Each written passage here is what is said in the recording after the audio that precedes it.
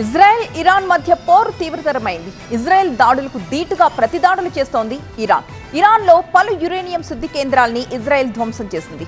Iran అణ్వాయుధ సామర్థ్యాన్ని నిర్వీర్యం చేయడమే లక్ష్యంగా ఇజ్రాయెల్ ముందుకు సాగుతోంది. మరొకవైపు ఇరాన్ బాలిస్టిక్ క్షిపణులతో ఇజ్రాయెల్ పై దాడులు చేస్తోంది. టెల్ అవీవ్ చుట్టుపక్కలున్న ప్రాంతాల్ని మిసైల్స్ బలంగా తాకుతున్నాయి.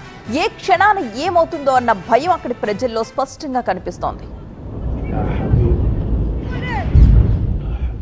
ఇజ్రాయెల్ నుంచి టీవీ9 प्रतिनिधि मनीष झा मरिन्नी विवराలు అందిస్తారు.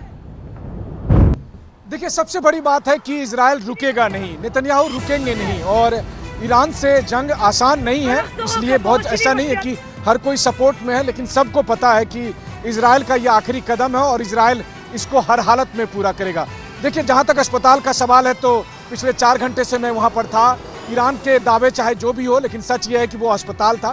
वहाँ पर कोई आईडीएफ का कोई सेंटर वगैरह नहीं है और अस्पताल के बेसमेंट में आईडीएफ का सेंटर बनाने की ज़रूरत नहीं है. बहुत सारे इजराइल की ज़मीन खाली पड़ा है जहाँ पर आईडीएफ के सेंटर है.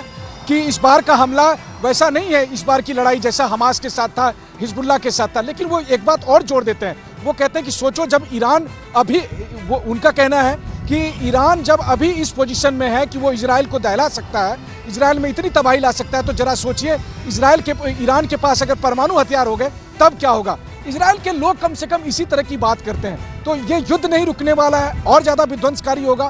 तब तक होगा जब तक हम नहीं गद्दी से नहीं हटते या मारे नहीं जाते.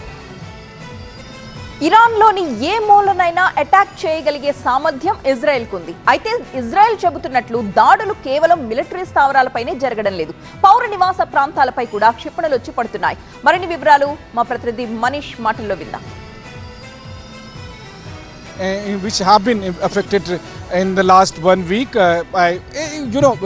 Iran has capability to attack any part of Israel because Israel is a very small country, and that's why Iran can attack any part of the Israel, and they are attacking, whether it is north, whether it is south.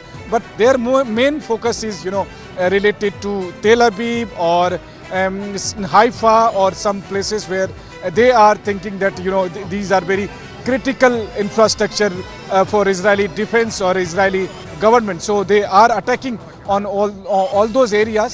But still, the Israeli government is saying that the most attacks are against the civilian authorities or civilian areas. Some of them areas I have personally visited. Yes, of course, I witnessed that the one whole colony was demolished by the Iranian missile attack.